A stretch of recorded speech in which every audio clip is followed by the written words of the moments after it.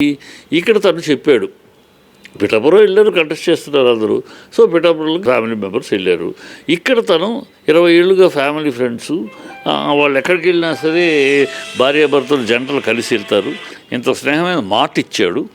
మాట ఇచ్చినందుకు ఆ మాట కట్టుబడి వచ్చాడు. అది కూడా చెప్పాడు, ఆ మాట కట్టుబడి వచ్చాడు. నాకు ఏ పార్టీకి సంబంధం లేదు, కేవలం స్నేహధర్మం కోసం వచ్చాను, వెళ్తున్నాను అన్నాడు. సో దీన్ని అమితాబ్ బచ్చన్ గారికి ఎంత మ్యాగ్నానిమిటీగా తీసుకున్నాడో అంత మ్యాగ్నానిమిటీగా తీసుకోవాల్సిందే. అది ఈ నాగబాబు అంతే ఆలోచించకుండా అనాలోచితంగా ఏదో ఒకటి చేస్తూ ఉంటాడు. ఆలోచించకుండా పుసుకుని వచ్చిన వాళ్ళు నా వాళ్ళే, బయట వాళ్ళైనా మాతో తోటి ఉన్నవాళ్ళు మా వాళ్ళైనా సరే బయట వాళ్ళతోటే మా వాళ్ళు, ఇలా ఒక అనవసరం స్టేట్మెంటు ఇచ్చారు. దాంతో నిప్పు రాజు. అప్పుడు తర్వాత చిరంజీవి గారు కోపడితేనే నాగబాబు డిలీట్ చేసిన ఈ ఒకసారి అంటించిన ఫ్యాన్స్ మధ్య అది రగులుతాడు. ఇప్పుడు ఇతని స్థాయి ఇప్పుడు అతను బొలిశెట్టి మాట్లాడిన మాటలు, అతని పవన్ కళ్యాణ్ కాకా పట్టడం కోసం మాట్లాడే మాటలు, ఆ కాకా మాటలు ఏవో మాట్లాడుతూ ఉంటారు పక్కన భజన చేస్తూ. ఆయన దేవుడు, అతనికి ఏమి తెలుసు సినిమా ఫీల్డ్లో, వాట్ ఈజ్ అర్జున్ స్థాయి ఏంటి, వాళ్ళ అర్జున్ ఏ స్టేజ్లో ఉన్నాడు, అతని బిజినెస్ కానీ అతను అంటే ఏ స్టేజ్లో. 3 రాష్ట్రాల్లో అతను హీరోగా ఉన్నాడు. తెలియదేమో బొలిశెట్టికి పవన్ తప్పితే ఇంకోళ్ళు తెలియదేమో. పవన్ వెనకాల ఉండి పవన్కి భజన చేయడం తప్పితే ఇంకోటి తెలియక మాట్లాడే మాటలు. అతని వాళ్ళ కేరళలో అల్లు అర్జున్ అనేవాడు వన్ ఆఫ్ ది హీరో. అక్కడ కేరళ హీరోస్లో Malayalam heroes one of the hero కింద ట్రీట్ చేస్తారు. అలాగే కర్ణాటకలో అతను పాన్ ఇండియా హీరో అయిపోయాడు. వాళ్ళు పాన్ ఇండియా హీరో. అతని స్థాయి ఏ స్థాయిలో ఉందో సినిమాల గురించి ఏమీ తెలియని బొలిశెట్టి ఏదో పిచ్చి వాగుడు ఏదో వాగచ్చు తప్పితే అతను వాగుడు వాగుతూ ఉంటాడు. అతను అన్నీ వాగుతూ ఉంటాడు. బొలిశెట్టి వాగుళ్ళకి అతను కాకా మాటలే.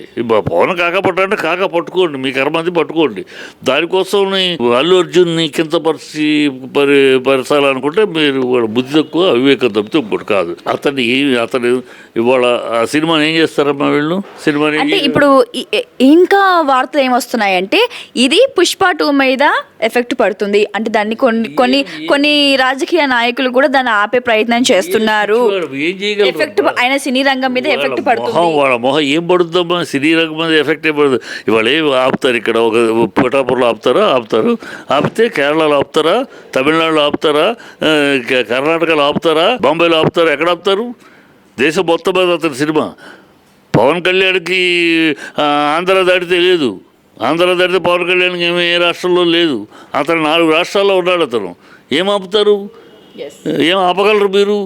ఇక్కడేదో ఒక థియేటర్లో ఆపేస్తారంటే పిచ్చివాగులు తప్పితే, ఏదో పవన్ కళ్యాణ్కి భజన చేయటం, చెక్క భజన చేయడం కోసం మాట్లాడే మాట తప్పితే ఆ బొలిశెట్టి మాట్లాడితే అంటారు. ఇప్పుడు బొలిశెట్టి ఒక మాట చెప్పాడు, దాన్ని ఆ విషయాలు చేయాలి. రాజకీయాల్లో గెలిచారు మీరు అధికారంలోకి వచ్చి.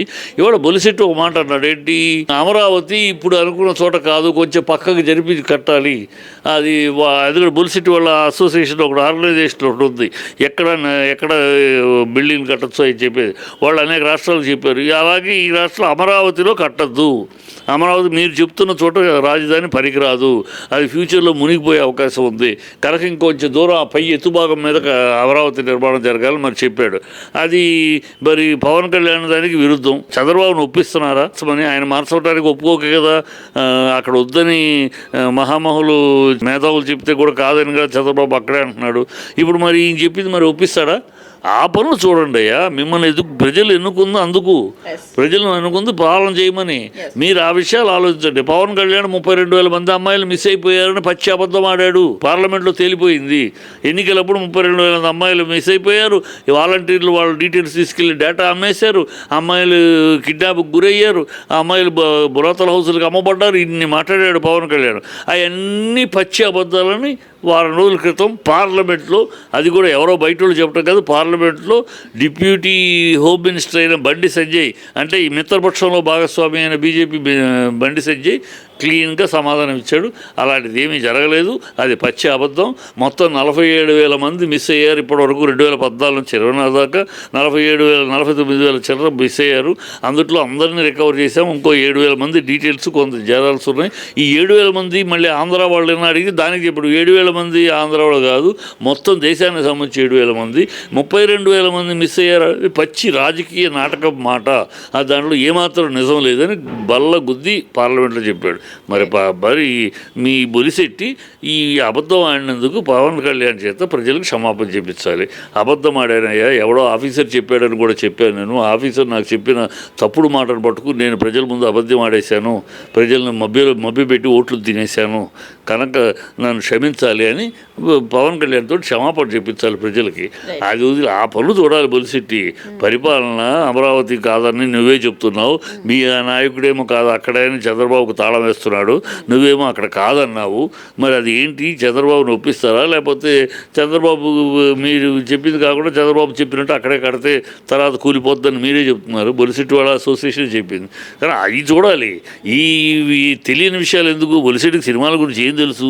సినిమాలో ఎవరి స్థాయి ఏంటో తనకేం తెలుసు, ఎవరి పొజిషన్ ఏంటో తనకేం తెలుసు. పాన్ ఇండియా హీరో, ఆ స్థాయి తనకేం తెలుసు? ఏదో పిచ్చమోహంగా మాట్లాడు. మెగాస్టారు బ్యాండ్ వ్యాగన్లో కాదమ్మా అల్లు అర్జును. మెగాస్టార్ బ్యాండ్ వ్యాగన్లో పవన్ కళ్యాణ్, తేజ వీళ్ళు ఉన్నారు కదా, వాళ్ళ మేనళ్ళు, ఈ తమ్ముళ్ళు, వీళ్ళు megastar band. Allu Arjun megastar band wagon ఎట్లా అవుతాడు?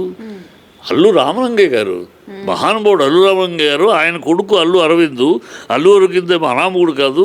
ఇండస్ట్రీలో చిరంజీవి ఇండస్ట్రీలో అడుగు పెట్టాలన్నట్టుగా ఆయన పెద్ద ప్రొడ్యూసర్గా సినిమాలు తీస్తున్నాడు. చిరంజీవి ఎదుగుదలకి, చిరంజీవి మెగాస్టార్ అనే మెట్లు ఎక్కడానికి వెన్నెముకగా నిలిచినవాడు, వెన్నంటి ఉన్నవాడు అని మేము కళ్ళారా చూసాం. ఈ బొలిశెట్టికి ఏం తెలుసు? బొలిశెట్టికి ఏం తెలుసు? ఇవాళ వచ్చి కాబట్టి ఈ తప్పితే ఏం తెలుసు? చిరంజీవి పెరగడానికి ఎవరు కారకులు? చిరంజీవి ఎంత కష్టపడ్డాడో వెన్నెముకలాగా నిలబడి వెనకాల ఉండి వ్యూహాలు పన్ని రామారావు గారికి రాజకీయానికి వెళ్ళిపోతే గ్యాప్ వస్తే ఆ గ్యాప్ ఇంకోహళ్ళు కాకుండా చిరంజీవి ఆ గ్యాప్ను ఫిలప్ చేయడానికి, అలా కృష్ణ గారు ఏజ్ అయిపోయి ఆయన మార్కెట్ తగ్గుతూ ఉంటే ఆ గ్యాప్ను కూడా ఎవరు ఇంకోహళ్ళు వెళ్లకుండా చిరంజీవి ఆ గ్యాప్ను ఫిలప్ చేయడానికి ఎన్ని వ్యూహాలు పన్నితే, ఎన్ని మేధాశక్తి ఉపయోగిస్తే, తన ఎంత అనుభవాన్ని ఉపయోగిస్తే అలా ఒక మెట్టు తోసుకుంటూ వెళ్ళాడు. ఆయన ఎంత కష్టపడ్డాడు, ఈయనంత ఉపయోగపడ్డాడు. సో ఈయన లేకుండా మెగాస్టార్ కూడా లేదు, తెలియదు వీళ్ళకి. తెలియకుండా ఇక్కడికి వచ్చి చెక్క భజన చేయడానికి పవన్ భజన చేసే మాటలు తప్పితే is third generation of great artist Allu Ramalingaiah గారు. అల్లు అనే ఒక బ్రాండు థర్డ్ జనరేషన్ ఇతను. ఊరినే మెగాస్టార్ తర్వాత వచ్చిన వాళ్ళు ఆయన గ్రూప్లో ఆయన కేటగిరీ ఉన్నారు. వాళ్ళు రామ్ చరణ్ అవ్వచ్చు, పవన్ కళ్యాణ్ అవ్వచ్చు, సూర్యచరణ్ తేజ్ అవ్వచ్చు, ఇంకోళ్ళు అవ్వచ్చు, ఆయన మేనల్లు ఉన్నారు, నిహారిక అవ్వచ్చు. సో వాళ్ళ వరకు అల్లు అర్జున్ కూడా బ్యాండ్ బ్యాగంలో వేసి చెక్క భజన చేయమంటే కరెక్ట్ కాదు కదా. అల్లు అర్జున్ రెస్పెక్ట్ ఇస్తాడు. Respect is respect, give respect and take respect. అంతే తప్పితే ఊరినే నోటికి వచ్చేటట్టు మాట్లాడుతూ ఉంటే వీళ్ళు ప్రజలు అసహించుకుంటారు. అది దీనికైనా ఫినిషింగ్ పెట్టాలి. ఇప్పుడైనా మొన్న పవన్ కళ్యాణ్ మాట్లాడింది కూడా తను ఒక మంత్రిగా పర్యావరణం గురించి మాట్లాడేటప్పుడు కొంచెం అనుభవం లేక, కొంచెం విషయ పరిజ్ఞానం తక్కువ ఉండటంలో తను చూసిన ఇండస్ట్రీ 20 ఏళ్ళు కానీ కనుక ఇండస్ట్రీ మిగతా ఇండస్ట్రీ 70 ఏళ్ళ ఇండస్ట్రీలో ఏమేమి జరిగింది తెలియక, గౌకర్ గతంలో 40 ఏళ్ల క్రితం అడవుల్లో తీసేవాడు కాదు, తెలియక, నాలెడ్జ్ లేక, ఆ రోజుల్లో బందిపోటు భీమన్నలు తలకోనలో అడవుల్లోనూ వార్సిల్ హిల్స్ వీటిలోనూ మేము పనిచేసాం, తీసాం. ఆ రోజుల్లో తీసేవాళ్ళం, అడవుల్లో తీసేవాళ్ళం, చెట్లు కొట్టేవాళ్ళం, రోడ్లు వేసేవాళ్ళం, పాకలు వేసేవాళ్ళం, తీసేవాళ్ళం. కనుక అప్పుడు ఉండేది, ఇప్పుడు ఉంది. కానీ ఇప్పుడు ఎందుకు ఉందో చట్టం లేదు కనుక.